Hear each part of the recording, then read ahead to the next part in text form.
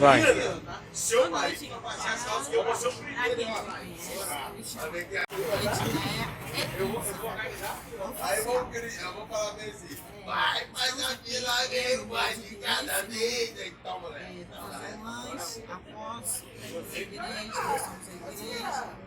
E resolvemos, depois do culto, acabou cedo, a gente vinha até criar Expedito Garcia, perto da nossa casa, fazermos um lanche.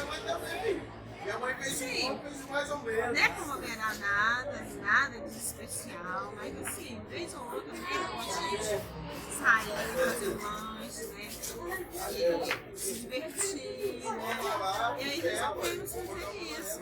Estamos aqui à espera, né, do lanche, a moça está preparando o lanche do meio para nós, e daqui a pouco nós vamos saborear o lanche.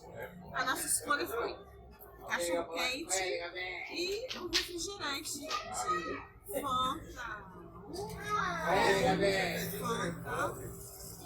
laranja. Aí nós vamos ver o que tiver ali, qual dos dois que tiver, e a gente vai escolher. E agora nós vamos esperar um pouquinho, né? Daqui a pouco começar a lanchar. Daqui a pouco nós voltaremos. Olá, gente. Como prometido, falei que nós retornaríamos logo após o lanche está pronto. Então aqui agora está o nosso lanche, cachorro quente, da laranja.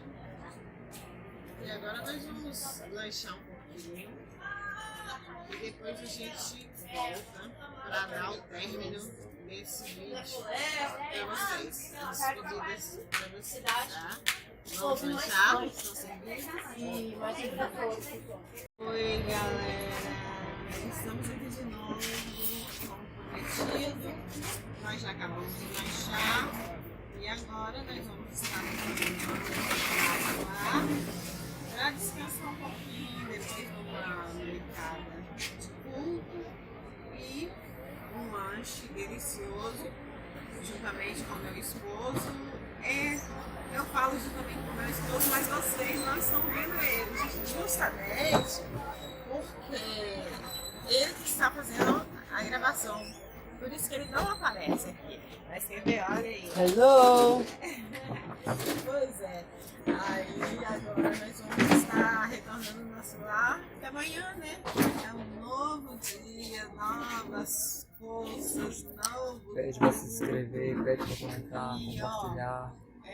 Eu peço que vocês se inscrevam no canal, deixem o like de vocês e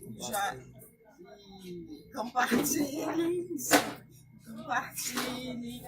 E no mais, eu agradeço a vocês todos, tá? Por tudo. E não se esqueça que o nosso canal, o canal Edneia e Isa, é um canal humilde, está começando agora. E precisamos da colaboração de vocês para podermos ter novos vídeos. Por isso, não esqueçam também de